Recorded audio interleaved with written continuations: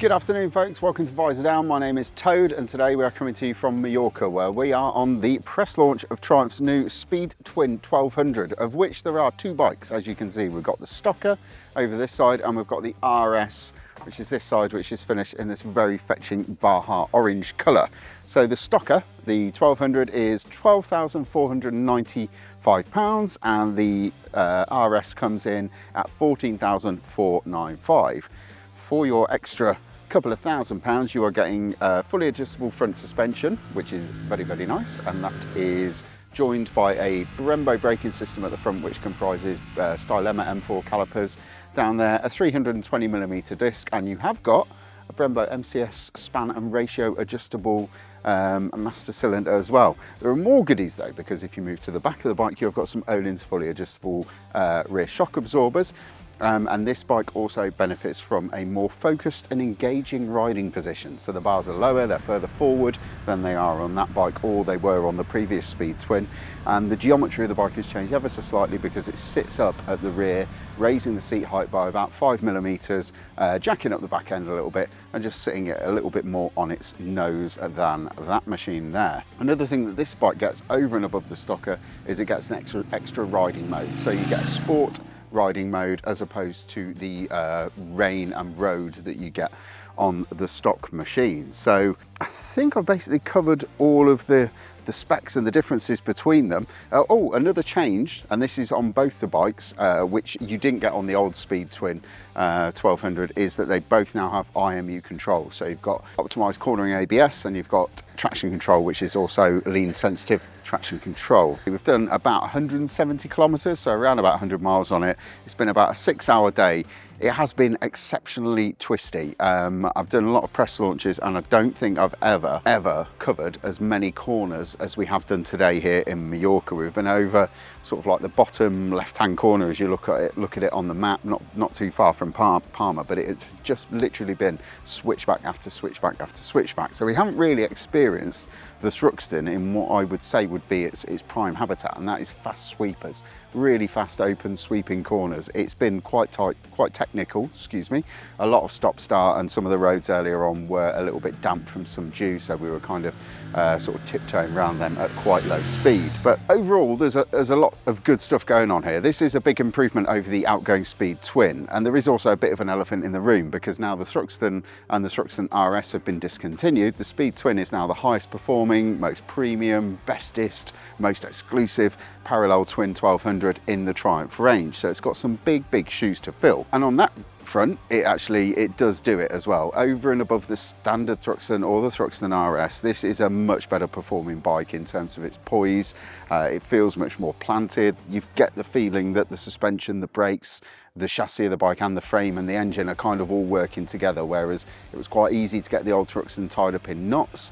Didn't feel quite as complete or as finessed as this bike does. Another change for this year, which is always welcome, is a bit more power. So we've got 105 horsepower, 103 brake horsepower. We've got 118 Newton meters of torque. That's the claimed twist from the updated engine.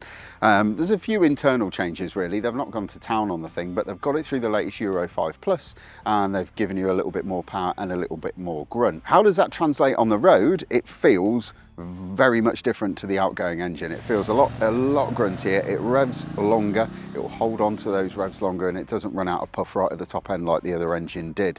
It's still got that beautiful character. I first ever fell in love with this bike.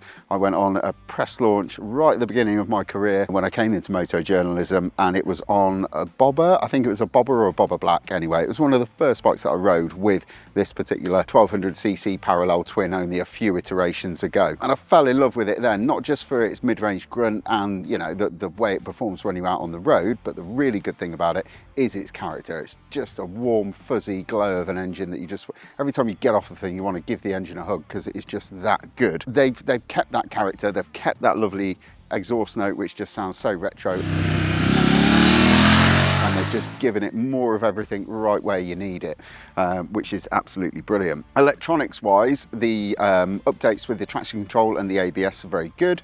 The traction control system is almost race bike spec in the way that it performs, because you can be carrying a lot of lean angle through a corner, just trailing the throttle, and then you can hold the lean angle, still carrying a lot, and then just wind on the throttle, and it doesn't matter how much you ask for with your right hand, you won't get it. The engine, the electronics, they will work together and they will meter in the power from the engine. As you pick the bike up, you can feel it dialing in more power and allowing you more horsepower as you come out of the corner.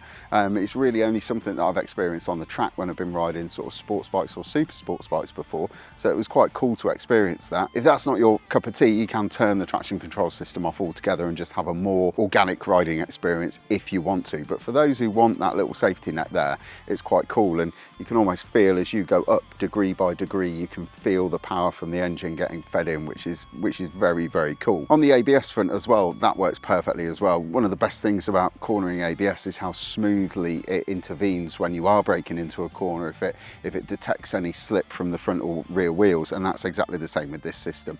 It's very, very nice that they've implemented it in a retro bike like this, and they've done it in such a way that it feels like an absolutely top-notch modern day sports bike, which is brilliant. I'm going to talk about one of the differences between the two bikes now, because one thing that you'll be looking at is you'll be looking at that bike saying, well, that bike looks quite good, why is this one so much more? Is it worth the extra money? Starting with the braking system, the brakes on that are already very, very good. They're 4-pot calipers of a similar size and specification to the ones that you find on this bike here, and the master cylinder is still a radially mounted item when I put my teeth back in, and you've got span and ratio adjustment on there as well, so it's kind of like for like on that front. The power also is very much the same, so when you get into the meat of the lever, you've got really high levels of braking power from this bike here with the J-Juan setup, which are branded as Triumph. What this bike has that bike doesn't have is a much classier lever feel, and I think it's basically down to either the pad compounds, because that is different for both the bikes, and also the MCS master cylinder that you get on the RS. It just gives you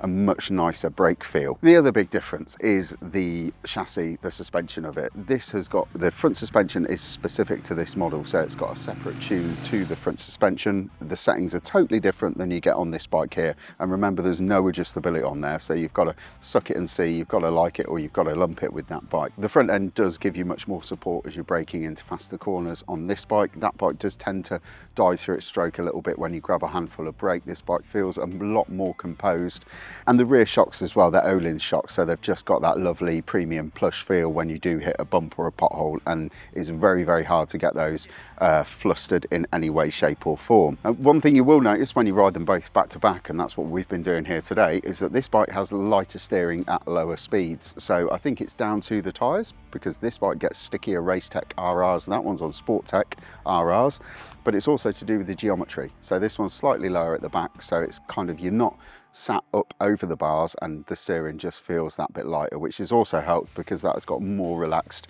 rider triangle. The bars are further back, they're slightly higher, and the pegs aren't quite as rear set on this one, because on this one I had to move the pegs back to get you the quick shifter, which is only fitted to the RS, not fitted to that bike, and you can't retrofit it to that bike because it literally won't fit, because there's not the room in there. So how did the quick shifter perform? Okay, I'm going to say. It's a bit odd to have a quick shifter on a bike of this size and this capacity. It's the first of Hinckley's big 1200cc parallel twins, or the first of the modern classics to get a quick shifter. And I never used to use a quick shifter. I never used to use the clutch when I was riding the bikes previously. You can clutch the shift up that box so well that you don't really need a quick shifter. When I did rely on it, it's definitely a quick shifter, not a slick shifter, in that you've got a big old engine there with a big old gearbox, and when the quick shifter does engage, it's not the most finessed thing that you will use, nothing like you find on a street triple or one of the other Hinckley triples. It does sometimes come in with a bit of a thunk, and successive downshifts can flummox the quick shifter a bit, and then you do have to either get belligerent with the lever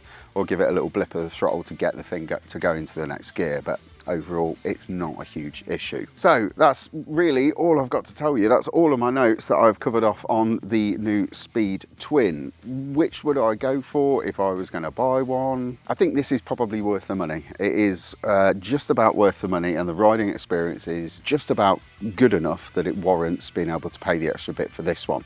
That said, there is a bit of a caveat to it, in that to be able to get everything out of this that you need to get. You need to take it much higher into where it's nearing the limit of its abilities. This bike is more than capable, but this bike has a little bit more where you take it that little bit further and push that little bit harder on it, that it rewards you by going faster, whereas this bike you will start to find the limit of the tyres, the suspension, and quite possibly the brakes just that little bit sooner. Well, listen folks, I have gone on long enough on this one. I've been towed for you for Visordown.com out here in Mallorca, and this is the Speed Twin 1200. If you've liked that one, please don't forget to hit like and subscribe so you can stay up to date with all of our latest videos. And for all the latest news, reviews and motorcycle features, please get over to Visordown.com. Cheers.